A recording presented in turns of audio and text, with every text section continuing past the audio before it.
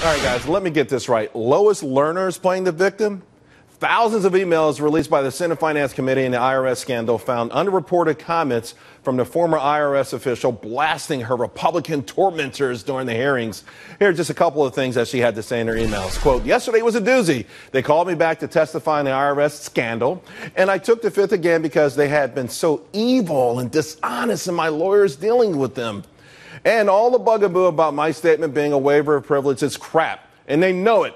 And they really wanted to talk to me. They either could give me immunity. All right, joining me now, Deneen Borelli, Fox News contributor, and Erin Ehrlich, trial attorney, and still with us, Christopher Hahn. All right, Deneen, did you break out the violin when you saw all of these evil, mean Republicans? How dare they target someone who targeted a whole bunch of other people? Yeah, she's the victim. You know, what email you should have read was the fact that she said that Abraham Lincoln was a horrible president and that he should have let the South go. You know what? That email was so deep, I figured we need a whole special on that one.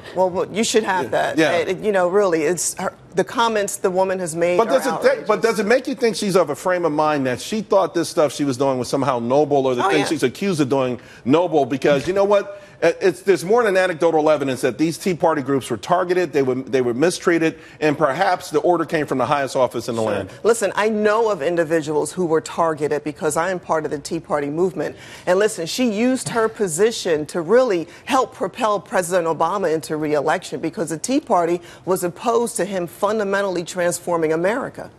Erin? But where's the proof? Where's the smoking gun? You know, the Republicans love to go after public officials' emails, but what does this really show? It just shows that she's a liberal who thinks she's the target of a GOP-led witch hunt, which, but I mean, to be frank, it seems like she kind of is. Beyond these emails, though, you haven't seen any evidence that this all this stuff occurred. I think the question now is where did it come from? I don't think anyone's arguing that they weren't targeted. I think even the president has admitted it, though he tried to blame Congress. But we still don't know who did it. Just because there's a disparate impact doesn't mean that it was an intentional disparate impact. We see that all the time. But they you do see that all the time. There can be a systematic change. You know, emails are missing. Come in, Chris. Well, two things. One, I don't want anybody reading my email because I'm sure we all sound like a whiner to somebody in our emails, right? But two, at the end of the day, I believe that the tax code is being abused by groups on both the left and the right, and they should all be investigated by the IRS to figure out that they are not using the tax code to promote politics in a way that is not permitted by the tax code. We're talking about that something is robbing different, the American people. Chris, we're talking about not necessarily an investigation, but actually a punishment, that these Tea Party groups were actually targeted. They were punished. And to Deneen's point, it was done so in a manner that derailed any efforts they might have had, and it could have actually impacted the results of the election. And that's something that's Richard Nixon kind of stuff there. We're jumping to a conclusion. I don't believe that. I don't believe that at all. And in fact, I think the attention paid to that lawsuit and the FOIL request and all the other things around Lois Lerner actually cooled the IRS from going after more political groups that were abusing the tax code, and actually has allowed these 501c4s and other groups that have popped up to be abusing the tax codes in a way that they shouldn't. How because is it now that the IRS is afraid to go after it? Is damaged or was not able to recreate these emails and get this data, this information, when it should have been turned over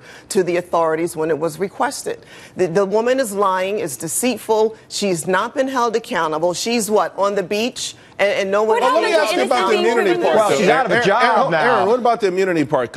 Is it too late to still offer her immunity, force her to testify and come in, and maybe we can get this all squared away? Well, you know, that they can always cut a deal, she's it sounds like she wants to cut a deal. Amendment. I mean, if you read between the lines, it's like, hey, if they offer me immunity, we can cut straight to the chase. No, because just because someone's invoking their Fifth Amendment right, we don't deduce guilt. No, not from the Fifth Amendment, from the fact that she mentioned the fact that, hey, they didn't offer her immunity. In other words, it felt to me that if they would have offered her that, she might have But that could also have to do with other systematic failures, other things that might come to light. It doesn't necessarily have anything to do with this particular issue that she Does it smell bad to you at all? Because let's be honest. Does this smell bad to you at all? Look, knowing the evidence that you know, doesn't it at least smell bad to you? I think that there's a systematic problem. I believe that the IRS is a public agency that's accountable to the public. There should be an investigation, but this should not be an excuse for the GOP to try to find a culprit. The IRS should not become the personal weapon of the White House either. It should never be. It should be It's already nobody's intimidating. weapon.